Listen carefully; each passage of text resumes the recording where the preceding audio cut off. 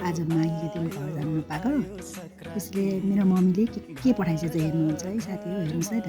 यो भयो चाकु, सक्खर, अनि यो तिल, सेतो तिल, कालो थाहा छैन है। यो भयो खसीको मासु। यो भयो मलाई मेरो फेभरेट अचार, मम्मीको हातको सबसे मिठो अचार।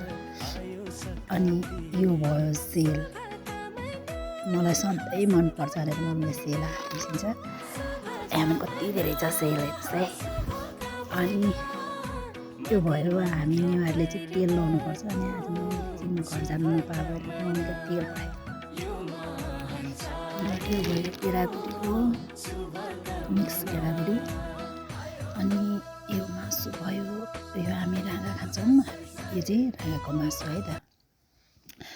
अनि घर जानु नपाए पनि। अनि यो भयो सक्खरखण्ड। अनि यो के हो, यो थाहा छैन, यो के हो मलाई थाहा छैन। अनि यो के हो, खै यो के हो, मम्मीले केलाएर भइरहेछ है। सेम हो यो पनि, यो म चिन्दिनँ होइन, यो चाहिँ म चिन्दिनँ के हो। अनि यति धेरै खानेकुरा बनाएर पठाइदिएको मम्मीले। घर जान नपाएर के भयो त नि, मेरो मम्मीले सधैँ सम्झिदिन्छ मलाई चाडबाडको बेला, अनि सधैँ यसरी पठाइदिन्छ। अनि आज चाहिँ मैले रेकर्ड गरेको हजुरहरूलाई देखाउनलाई। हजुरहरूले के खानुभयो घर गएर। अनि हाम्रो चाहिँ यस्तो यस्तो हुन्छ है, हामी नेवार जातिको चाहिँ यसरी खानुपर्छ।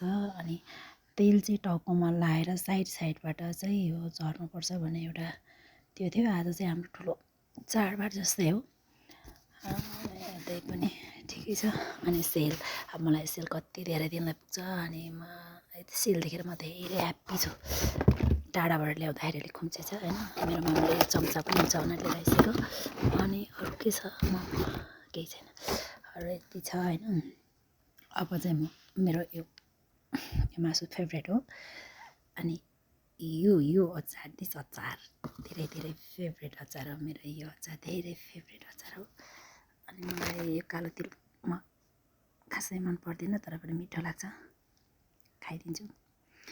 अनि यो भयो खसीको मासु, सेल, अनि केरागुडी, मिक्स केरागुडी। अनि यो सक्खरखण्ड। अनि अरू त के चिन्दिनँ है त सायद। हजुरहरूको कस्तो भयो यसपाल।